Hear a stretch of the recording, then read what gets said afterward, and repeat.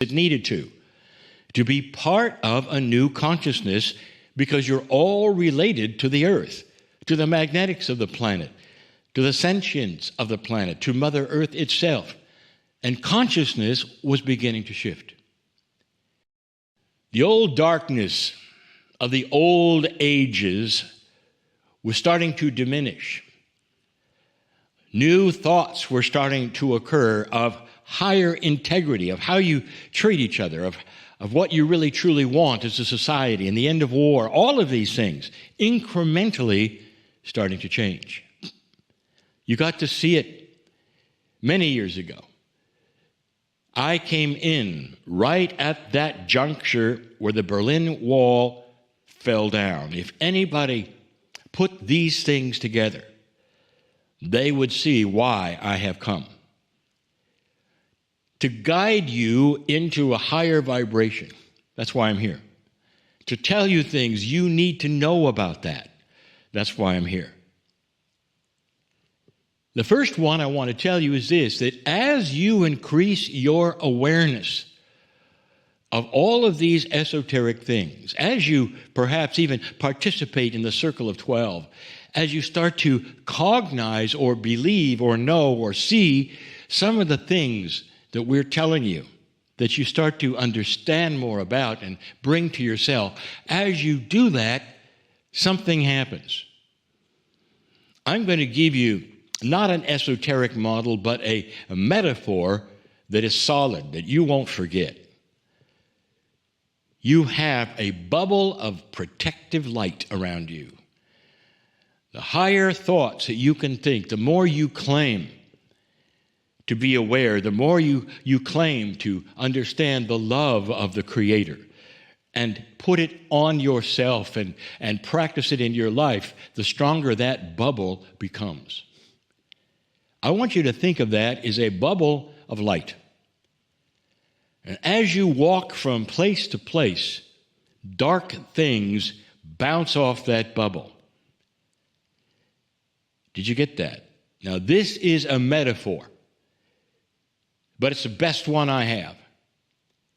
So as you proceed, no matter where you are or what you do, there is this awareness bubble of yours, light worker, that cuts right through the darkness and will not let the darkness get in. Especially if you are practicing compassion, if you are practicing the love of the Creator. It's almost like you are assuming and absorbing much of that which is the divine that has been given to you right at birth, that you are now starting to see. Can't you feel it? I want you to understand this is a form of protection. And isn't it interesting that that protection is yours by how you think? It doesn't come from another source. Suddenly, the angels are not guarding you. The guides are not guarding you. It has come from you. Odd to think, perhaps, that it works this way, but it always has and always will. One of the questions of today: can evil entities, both esoteric and physical, attach themselves to me? Do I have to be careful of where I go or what I say or all these things? And I will tell you, dear ones, that the evil entities that might be candidates for that will see you coming and run the other way, because you've got this bubble of light and they don't want anything to do with it. I want you to remember something. This is another metaphor.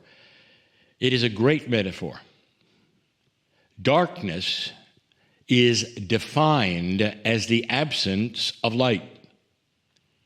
As long as you don't have light, there can be a lot of dark things around.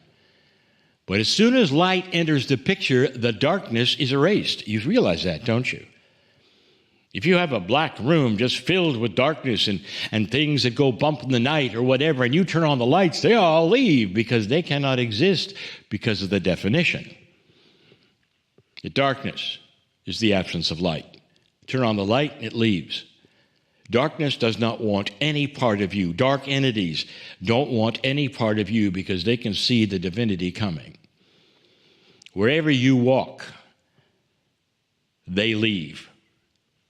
My partner has had this example time and time again. His first time that he presented at the United Nations in New York City, he was told by some who were supposed to know that he would be attacked by darkness if he went. He went, and what he discovered when he got there was the most beautiful, wonderful light and support that he ever had had. He went in fear because he'd never gone to New York before, never been to the United Nations before. He didn't know what to expect, and everywhere he walked, he was received and he was loved. And that is when he understood and he knew that none of the soothsayers, no matter what kind of clothes they wear or the moniker they may have or the experience they said they had, were correct when they gave a doom message. He was protected by his own light. And that has been the way of it ever since. This is you, dear ones. This is the principle of light and dark, dear ones. And so I want you to understand this and hold it to yourselves. Understand it, know it. As we say, cognize it. In other words, make it your belief. So that where you walk, you don't have to wonder for a moment whether you're in trouble from the dark side, or whether something is there lurking. It's the opposite. Where you walk, they will not tread. Did you get that? And in that, you can help others. When you walk into a place where there's perhaps fear, or there have been arguments, or unkind words, or any of those other things, you clear a path. Many times people fear things, and when you arrive, somehow they feel peaceful. Did you ever have that happen? That your presence makes people very happy you are there.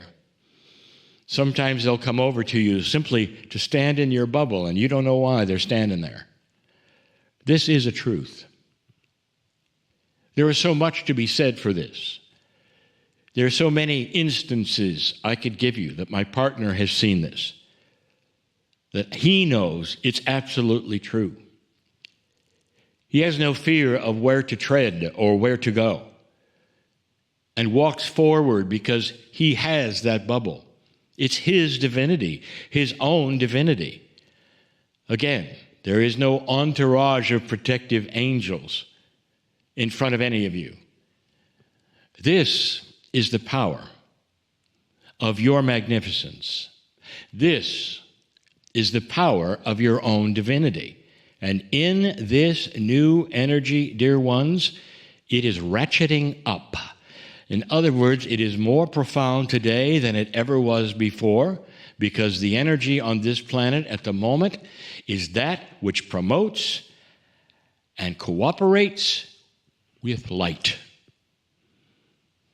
You're going to see some things in this year of revelation, and you're going to wonder, why is it that so many dominoes are falling so quickly, whereas in the past they never did? And now you know. I just gave you an answer for something that may occur in your future. And you will start to see what my partner has been saying all along. This is not your grandfather's world. This is different. And some of the things that are being portrayed on this planet right now are part of your grandfather's world. And they will not last. And they will be shocked when they find that out. This, dear ones, is a new age. It's an age of enlightenment, a promise where light is starting to win. Be part of that. Understand it. Thank you for so many bubbles of light who are listening to this and watching this. Bless you for understanding that you are more than you think, that you belong to something far greater than you ever thought. I am Kryon in love with humanity, and so it is. And very slowly, very softly, very gently, bring your awareness back into your body.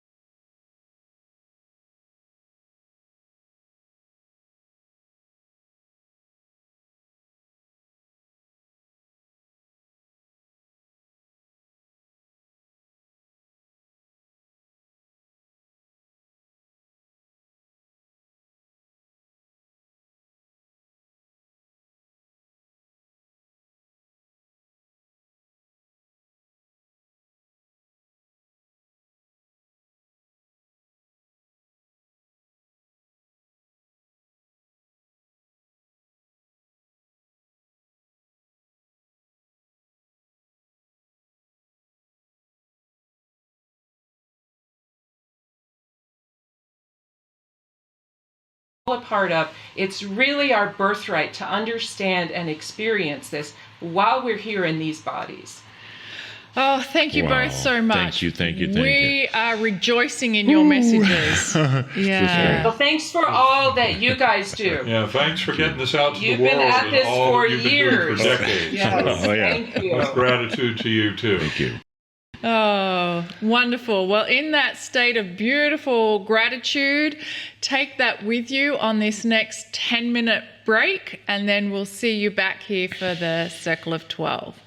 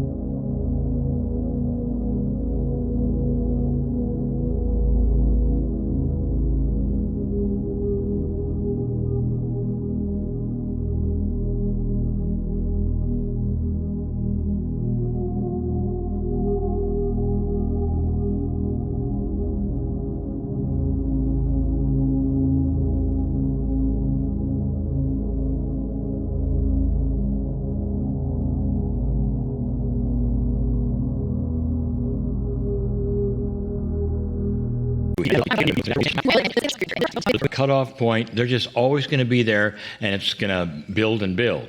So I encourage you to have a new look at these great features that come with your membership portal. It's all there in that portal. And another thing you'll find there is a way to submit a question to us. Thank you to everyone who has submitted a question. And if you've never heard of that before, yes, we would love to hear your questions. You can do that also by going to cryonmasters.com/questions. The guidelines are very simple. Ask a question that others will benefit from. Avoid deep personal questions, as Lee and I are not therapists. We can just give you the information from Kryon. And finally, make those questions concise and short. So let's take a look at a question that came from Shelley. Shelley's in Texas in the US, and she's saying that through all my meditations, including the Circle of 12, I have never seen a bridge, a door, or anything of the sort.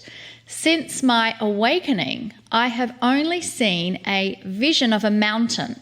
Now, sometimes it is especially clear with sunlight, and there's also faces that I don't recognize. Why just a mountain?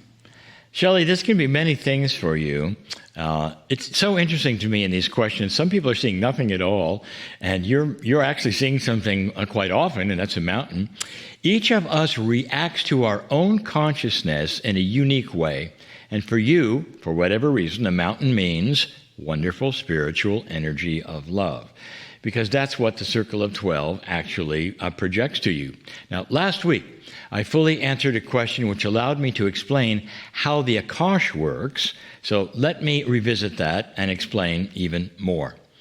Let's say that in your past experience on Earth, through many lifetimes, you were most at home on a mountain, where the days were almost always warm and the weather was stellar. That experience then would feed you, make you feel wonderful, and you were in love with nature. So now, this is an imagination, we're postulating this. So now when you go to your most sacred place, your body experiences a mountain. Now that sounds super simple, but that's the way the subconscious works, and also the Akash. This is the best thing you do to calm yourself and let you relax in your own experience on the planet. Now, I love that whole idea. That's a possibility. Now, I want to tell you something. I have to do this, Shelley. The next time this occurs, try to see if that mountain has water around it. Now, and I say I have to do this because of what has just happened, and I'll give that to you in a moment. If so, if there's water around it, you're a Lemurian. You're remembering the most sacred experiences that many are now realizing they had a Lemurian lifetime. So that Lemurian lifetime, of course, was on an island. Here is some fun information. Monica and I, recently in the last few weeks, have completed a month in Egypt with over 100 people attending and on tour with us on the Nile. And it was our third tour to this amazing place. But this time, I learned something different. Maybe it was always there, but I just wasn't paying attention, that we hadn't heard before. I learned why a pyramid is a sacred shape to the Egyptians. It seems that the very ancient Egyptians, so the first ones, believed that the first creation of humans came from a mountain surrounded by water. Its shape coming out of the water looked like a pyramid to them, and that then is the reason for the early tombs, especially built for the afterlife, to be designated in the shape that we now associate with the ancient Egyptians. Once again, I smile in the reference, since this closely resembles all the information that Kryon has ever given about the beginning of humanity. It came from that very, very early day, in those days in Lemuria, a big island rising out of the water in the Pacific Ocean. So thank you for letting me go an extra mile on that question. But honestly, I think you see a mountain because that soothes your soul someday. So again, thanks for letting me do that today. What a wonderful answer. So next we are going to Lenny. Lenny is from Massachusetts in the US, and Lenny says, I hear Kryon say many times that the common cold, it's an opportunity to reset our biology and that it's a good thing. Well, I have not had a cold or any kind of illness in many years for perhaps 15 years. I'm not complaining, but what's up with that? I'm glad you're not complaining. That's a good thing. But Lenny, I have much the same thing, slightly different, but I haven't had a flu for 30 years. Or a real cold, more than a stuffy nose, and more than 3. So the answer is that, again, we are very, very different biologically tuned individuals. Some of us catch 2 colds a year, or even more, and some have 2 colds a decade, perhaps like you.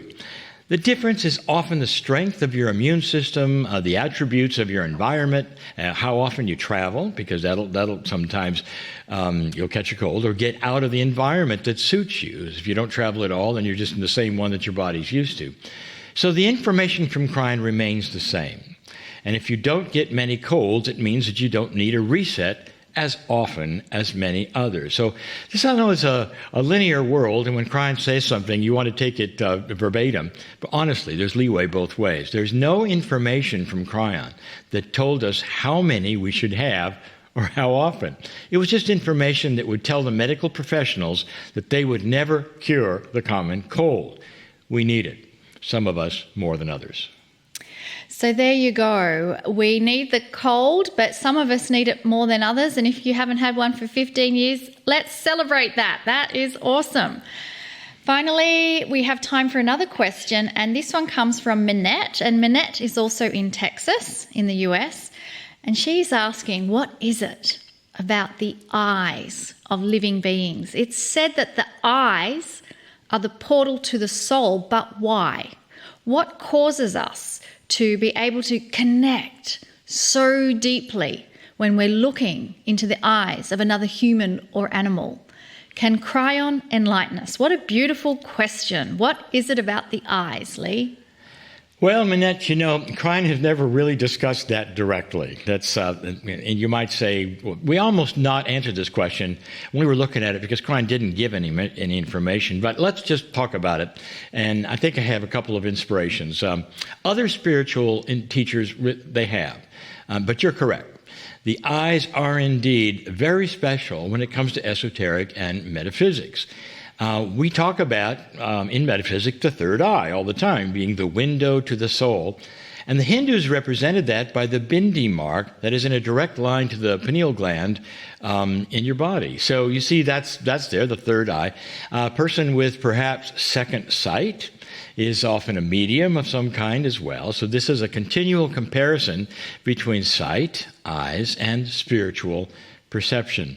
There are also so many references in Kryon's material about seeing that I now recognize, even as I talk to you here, as an entire grouping of metaphors which has been used in my channeling for 33 years. Literally, one of the first things Kryon ever channeled was that an old energy we saw dimly, and that now we have more light. Again, a reference to the way we see. Then in another, Kryon has always used the metaphor of trying to teach a